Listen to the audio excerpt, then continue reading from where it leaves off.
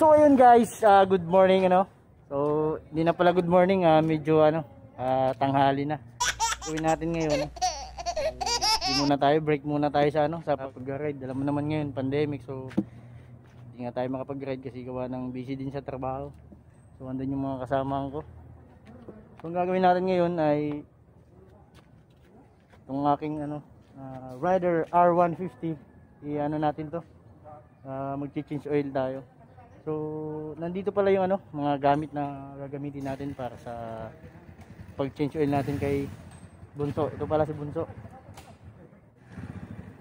So ayun guys, nandito yung natin gagamitin natin na langis, Castrol na 10W40 synthetic technology. So pag nagpalit kasi tayo ng langis sa ating Rider 150, kailangan natin 1.2 siya kasi na rin, nasa manual naman natin yan nakalagay dun sa ating motor. So ito rin, magpapalit din tayo ng oil filter. Itong pinili ko is yung SGP kasi ito talaga yung pang ng Rider 150. So ito, meron tayo dito papatuloy nating langis, tapos meron tayo ding tong socket wrench na 14mm. Tapos meron din tayong itong panglagay natin sa langis mamaya, yung imbudo. Tapos itong itong winilding ko lang to na na 10 inch, pero yung dulo niyan sakit yan. Tapos itong siyempre kailangan natin malinis na basahan. So ayun guys, umpisahan na natin.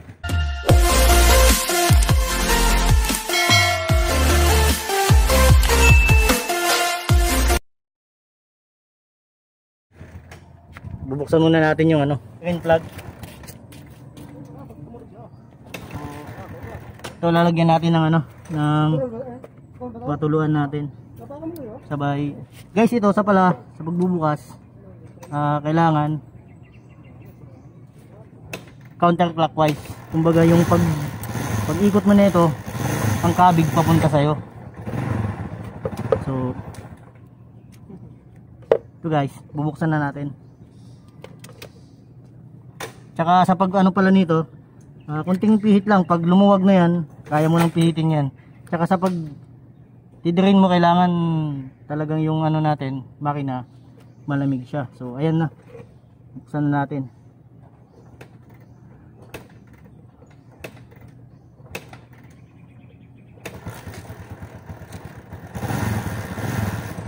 Mahaba kasi yung nito, yung tornilyo.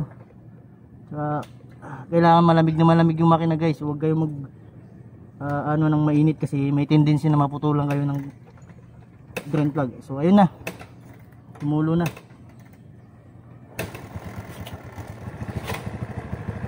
So ayun, kung makikita ninyo, yun guys, tumutulo na yung langis natin. Medyo na rin to buwan na rin bago natin napalitan. So itong drain plug nya, set aside lang natin, ilagay natin dito sa sa malinis na lugar. So kailangan yung basahan nyo guys, yung yung malinis. Iwasan natin yung, lalo na to, malagyan ng mga buha-buhangin. Sasala kasi to pag binalik mo na.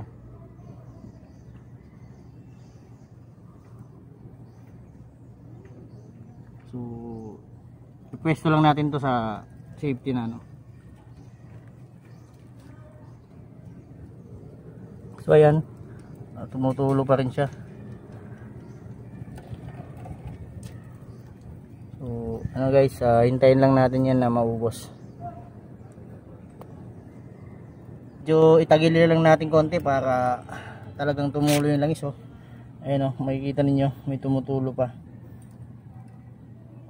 Tagilid lang natin. Kailangan nito tanggalin natin to. Kung makikita ninyo itong takip dito sa natin sa oil, kasi para maiwasan natin yung pag vacuum. So kahit pa ipatong na natin konti, at least para kasi malaglagan ng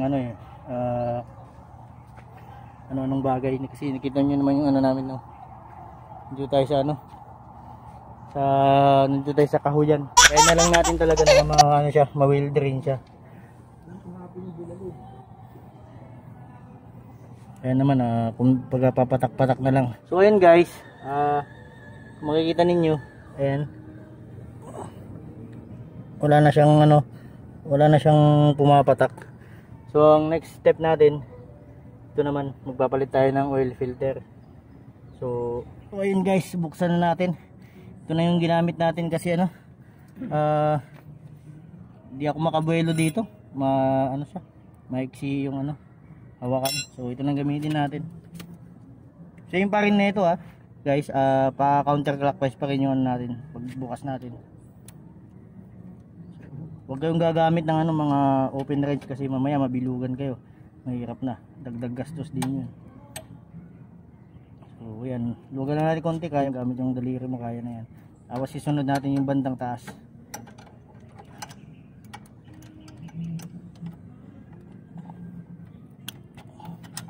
Medyo matigas siya. So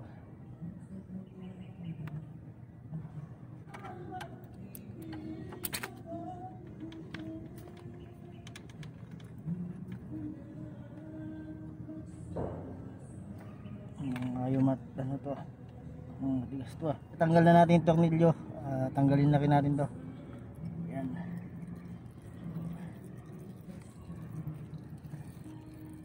Naiwan yung o-ring, dumikit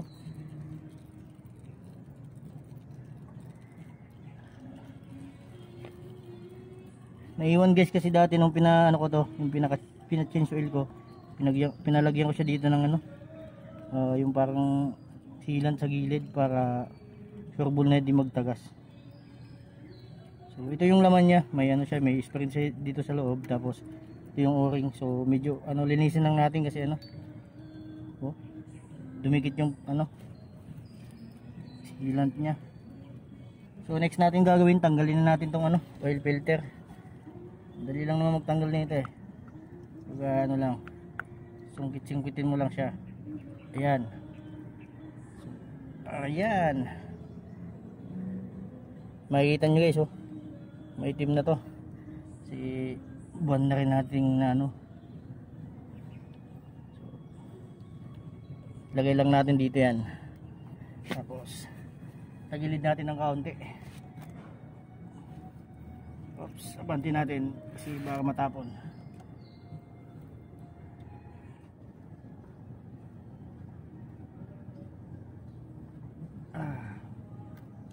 So yun guys, natin, nakita nyo ito, malinis na basahan. Punasan natin yan.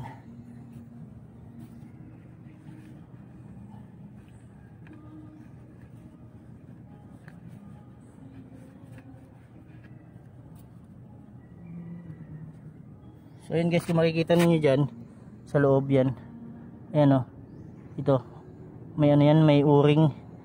Kailangan bantayan nyo lagi pag nag change oil kayo kasi baka masama dun sa langis na sa pagtanggal nyo ng ng oil filter, hindi ninyo mapansin.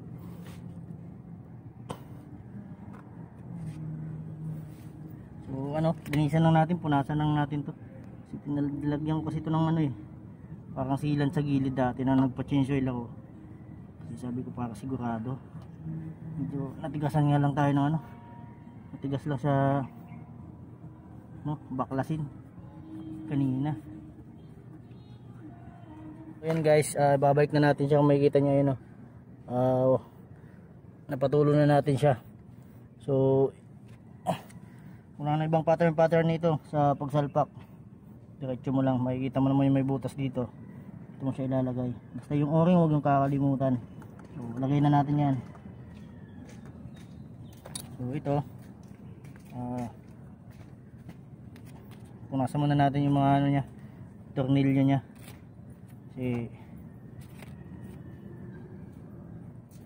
kailangan din make sure na ito malinis to. Talagang dito huwag nyo kakalimutan tong o-ring niya kasi napaka importante nito. So salpak na natin. So unahin natin sa bandang taas para kumapit. So sabay yung panggilid lagay na natin.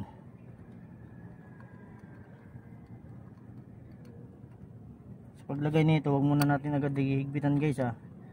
Kailangan ano lang to, sa tinatawag na higpit kamay lang muna, sa ano lang muna, lakas ng daliri mo.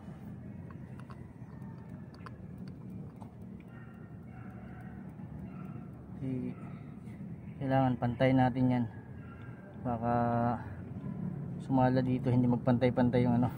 May makikita nyo yan, ayan o, ayan o, kung may ano siya dito banda, may awang. So kailangan ayusin natin yan, kailangan na fit talaga yung pagkalagay natin. So, ano muna, tuktukin mo lang, kumbaga tulak mo lang ng daliri, kasi baka magkaroon ng gap, may space dyan. Kailangan talagang ano siya, nakaayos siya mamaya.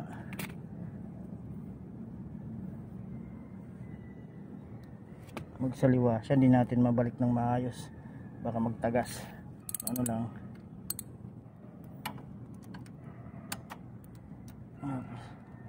sa gilid. Wala naman siya ano, makikita ninyo guys, ayun na, okay na siya. Wala naman siyang awang, kailangan double check natin to. So ayun guys, wala na siyang ano, punas-punasan muna natin ng konti.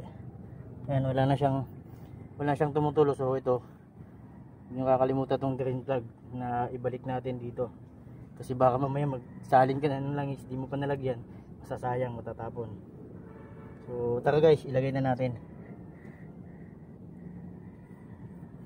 So ilagay na natin, kapakapain lang natin, kapain nyo lang.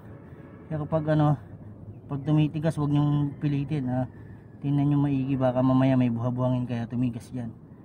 Baka may makasingit-singit sa tornilyo nyo do. Mahirap na. So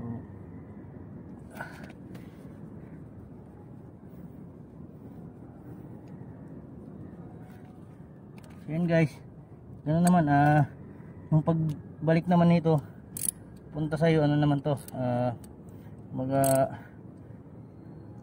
clockwise naman siya. Paghihigpitan na natin. So ayun, make sure na sakit yung gagamitin nyo guys ha. Huwag yung mga open range, mamaya mabilugan kayo dito. So higpitan lang natin, tamang higpit lang, kasi pag umiinit naman yan, humihigpit yan eh. Yung ano lang, medyang higpit lang. Okay na yan. So gagawin natin guys, itong langis, itong ano natin na langis, tabi muna natin kasi magagamit pa natin yan. Ang gagawin natin sunod ay sasalin na tayo ng langis. Buksan na natin. Buksan na yung pasahan natin. Ito, make sure din natin na dapat punasan natin na maayos, baka may buha-buhangin.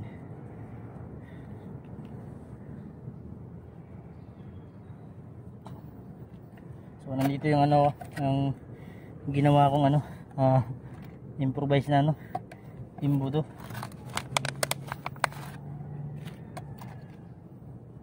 So ano, buksan na natin tong ano, Castrol Power 1. So ayan guys, lagyan na natin siya ng langis. Make sure nyo lang na may imbudo kayo para hindi tumapon, kasi baka tumapon, sayang naman yung langis.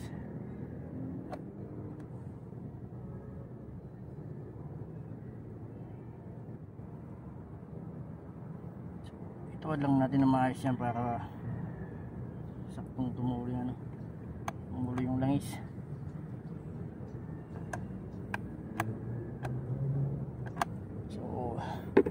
Lalagay na natin yung ano, yung pandagdag natin na langis, kasi kailangan talaga ano to 1.2, pero dahil wala tayong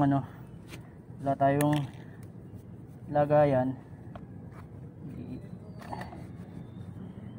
gamitan natin ng ano, technique na ano, tansya.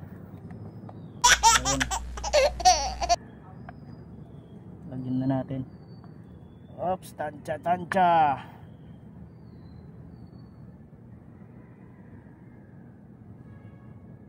Oops, okay na yan.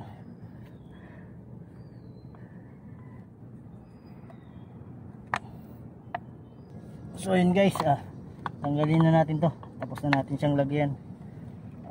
Takpan muna natin. Tabi lang natin dito. So ibalik na natin yung ano natin, yung cup. Make sure natin talaga ito na ano, kailangan malinis.